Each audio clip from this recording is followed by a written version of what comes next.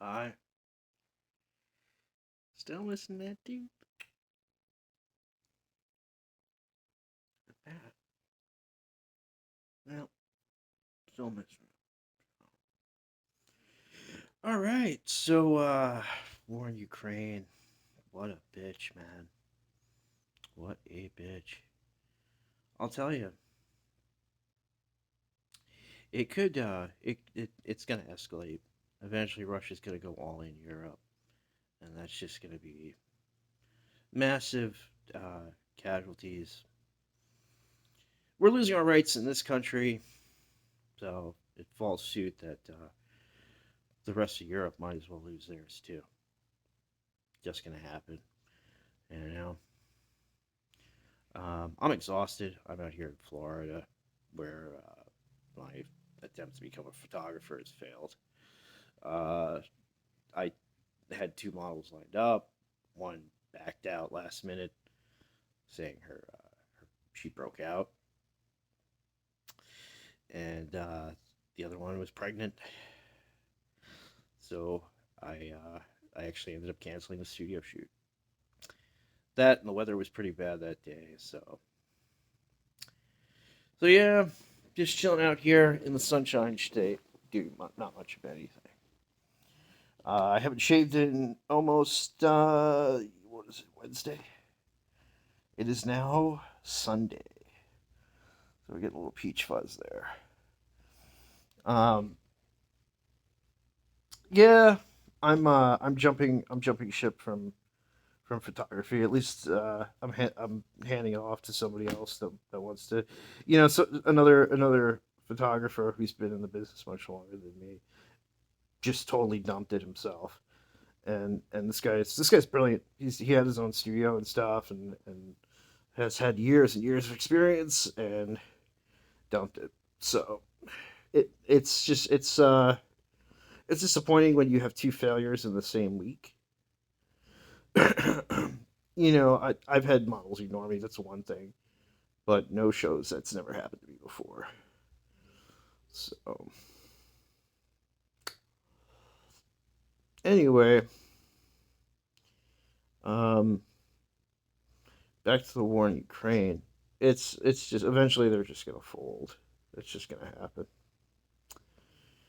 The Russians could call up reserves at any point, and that'll just overwhelm the Ukrainian army.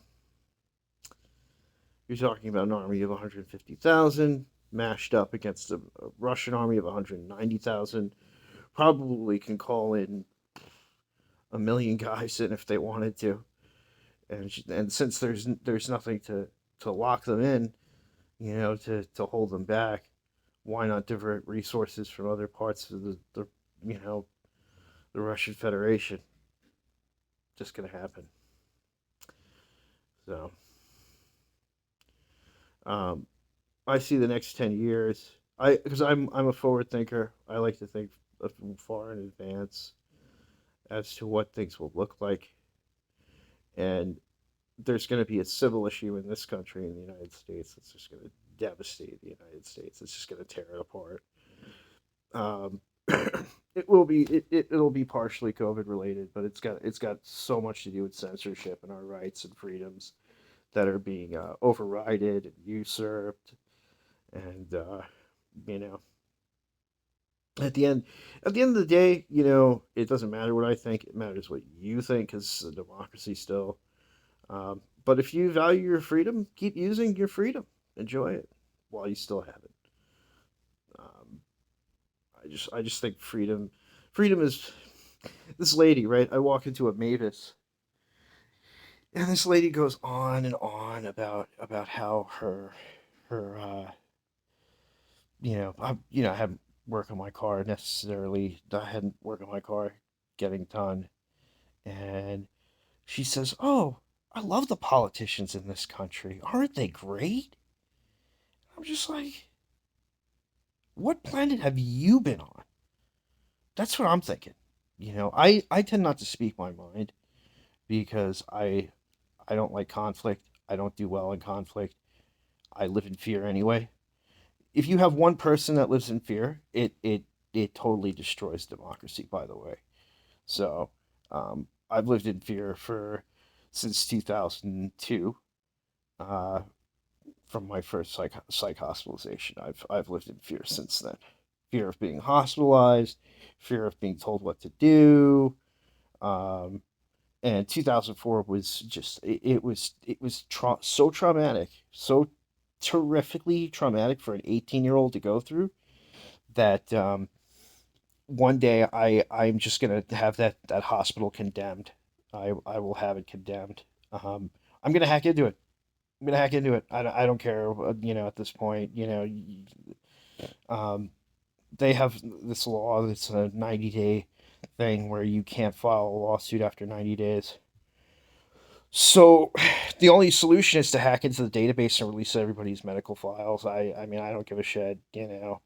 So I need a team to do that. Even if you know the IP addresses to a network, you still have to be able to get in and brute force it and do whatever you want to it by having internal access to it. um, so eventually, that's what I'm gonna do. I'm just gonna hack into their database and release all everybody's medical files, just to traumatize them as much as they traumatized me in that hospital. I'm not going to go into all the details, but it was basically like rape. It was basically like rape. So,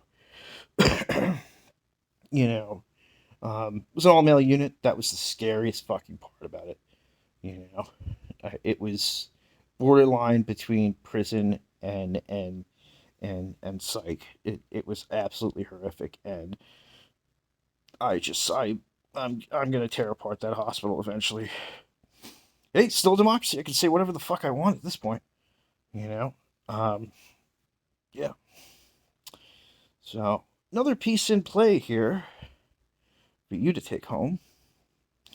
Um, none of my none of my coffee machine in this before I go into other details about things. Um, the coffee machine in this hotel exploded. It's a tiny um, coffee machine, one of these miniatures, and I put regular coffee in, and it just exploded. It spilled everywhere. So I returned it. No wonder this hotel gets a 2-star rating. It's just absolutely awful. I should have booked a 5-star for myself because fuck it. I mean, at some point, I deserve better than this. I really do. I deserve better than this. This is awful. But anyway, and it's so claustrophobic in here. It smelled like feet. It smelled like feet as soon as I walked through the front door. That's insane. That's insane. It shouldn't have to smell like feet as soon as I walk in the front door. So I also have plans. I have plans for the next year. Um, as far as investing goes, um, I want to invest in Discord, Reddit, if they IPO this year. I have a feeling they won't. The economic conditions that we're in, a lot of the IPOs are off the calendar. They have been delayed or canceled outright. I would too. If everybody's short selling and it's bear market, why would you IPO? Where there's no money in it. Where'd all the money go? Everybody's spending it. That's what it is. Everybody's taking it out and spending it. I think Warren Buffett's a complete idiot at this point. I think he's a complete idiot. I don't know what he's doing with his time, but I'm sure he's taking a lot of naps. Sorry, that's just the way I feel. I never met the guy, so that might be a little forward.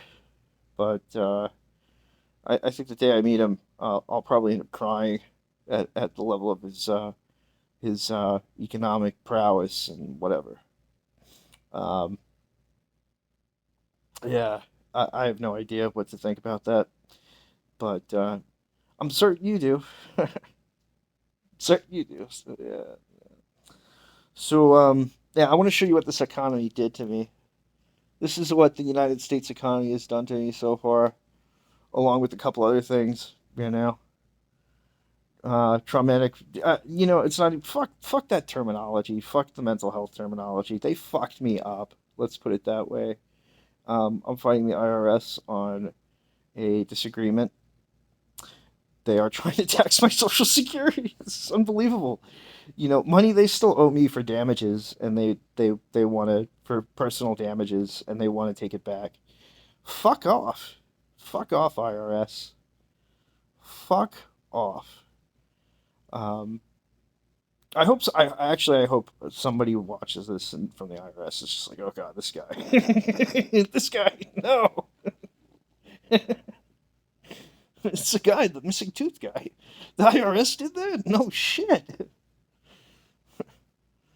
Uh, anyway,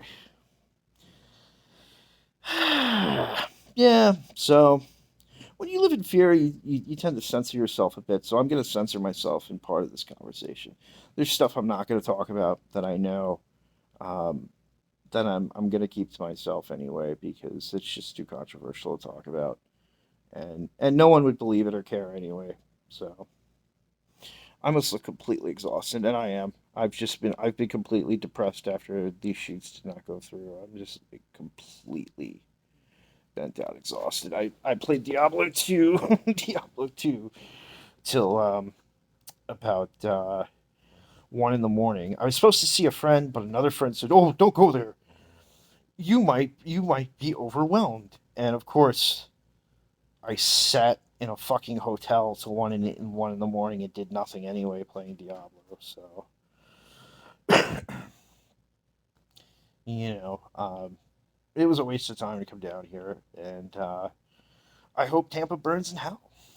I really do. It was funny. There was a guy, right? So we were both going for coffee. The coffee machine was empty. The coffee machine was empty. So the guy goes, "This place is such a tease. It's like the strip club across the street, the penthouse. It's all a tease." And I was just like, "That's going to be the title of my review. That's in the Google review. This place is such a tease. It just is. It's just such a tease. I don't even know why I'm staying here. At this point, I should probably just get out of here and go to a more expensive hotel. There are like 3 hotels down the road that are so much nicer at this point." So I don't know. Housekeeping doesn't even come to the door. Housekeeping doesn't even come to the door to see if you need anything. It's so ridiculous here. Meanwhile, somebody got hospitalized the other day. Somebody got hospitalized. That's crazy. And of course me, I'm a coward. I won't speak up for the guy or defend him or anything. So so yeah. Um, yeah, I don't know. He was kind of like crouched on the hallway, and I don't know what was going on with him, but they put him on the I guess they put him on the stretcher and carried him out. So this is to me this is less than 2 stars. It's 1 star. One. Let me show you the room actually. Show you the room. This is crazy. Hold on. Can I switch up here? Uh, I don't know. Well, let me just show you the room. Hold on. So this is it. That's my camera. That was my baby right there. This is the room.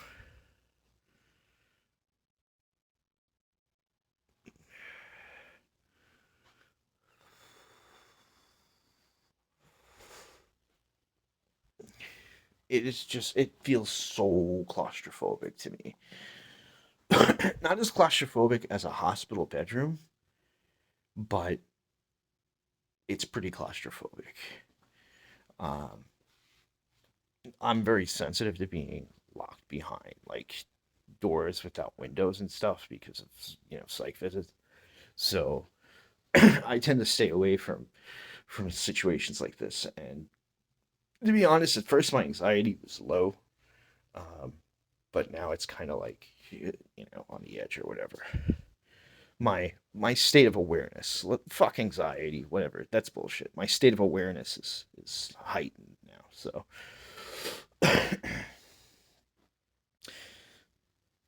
so yeah, I don't know. This is the bathroom. I'll show you the bathroom.